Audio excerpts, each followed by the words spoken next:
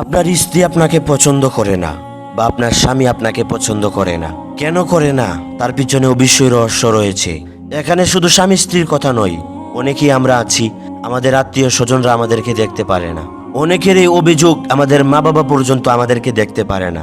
যখনই আমরা টাকা দেই, যখনই আমরা আমাদের মা বাবার সাথে ভালো ব্যবহার করি, তখনই আমাদের সাথে ভালো ব্যবহার করে।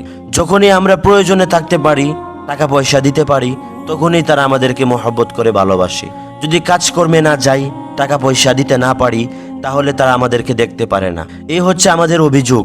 এমনকি অনেক ভাই এমন আছে, স্ত্রীকে অনেক বোঝানোর পরেও স্ত্রী কোনোভাবেই বুঝছে না, সে বুঝতেও চায় না। তাকে ভালোভাবে বোঝাতে চাইলেও সে বুঝতেও চায় না। কেন আপনাকে দেখতে পারে না, আপনার সাথে কেন সম্পর্ক নেই, আমরা কিন্তু তা জানি না। না জেনেই আমরা কি করি, আমরা কবিরাজের কাছে যাই, আমরা মানুষের মুখাপেক্ষি হই, কিন্তু আমরা এটা জানি না যে মানুষের দ্বারা এটা কখনো সম্ভব নয়।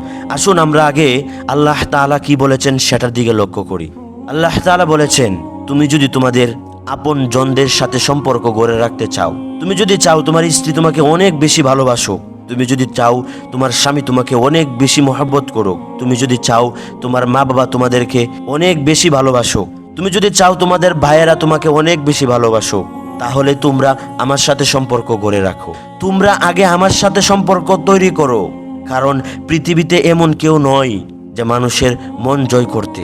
বান্দা, তুমি একটা কথা খুব সহজে বুঝতে পারবে, এই পৃথিবীর মধ্যে সবথেকে কঠিন কাজ হচ্ছে মানুষের মন জয় করা। তুমি যতই বোঝাতে চাও, যতই চেষ্টা করো, সে যদি না বুঝে, কোনোভাবেই তুমি তাকে বুঝাতে পারবে না। তাই আমি আল্লাহ তাআলাকে তোমরা আগে খুশি করো। আমি আল্লাহ তাআলাকে যদি তোমরা আগে খুশি করতে পারো, তাহলে আমি খুশি হয়ে তোমাদেরকে মানুষের কাছে প্রিয় হতে সাহায্য করব। মানুষের কাছে তোমাদেরকে প্রিয় বানিয়ে দিব। যারা তোমাদেরকে দেখতে পারে নাই, তারাও তোমাদেরকে দেখতে পারবে। যারা তোমাকে ভালোবাসে নাই, তারাও তোমাকে ভালোবাসবে। যারা তোমার ক্ষতি করতে চাই, তারা তোমাকে সাহায্য করার জন্য ব্যাপকভাবে চেষ্টা করবে।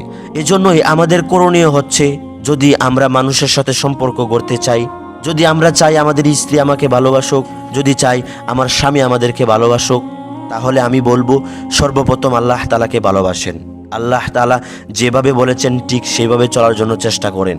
দেখবেন আপনার স্ত্রী আপনাকে ভালোবাসবে, আপনার স্বামী আপনাকে ভালোবাসবে, ইনশাআল্লাহ।